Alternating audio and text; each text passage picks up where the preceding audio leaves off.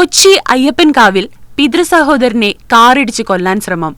പ്രണയബന്ധം എതിർത്തതിന്റെ പേരിലാണ് പിതൃസഹോദരനെ കൊല്ലാൻ ശ്രമിച്ചത്. സ്കൂട്ടറിൽ പോവുകയായിരുന്ന പിതൃസഹോദരനെ കാറിലെത്തിയ യുവാവ് ഇടിച്ചു തെറിപ്പിക്കുകയായിരുന്നു. സംഭവത്തിൽ അയ്യപ്പൻകാവ് സ്വദേശി അഭിജിത് പ്രസാദിനെ പോലീസ് അറസ്റ്റ് ചെയ്തു.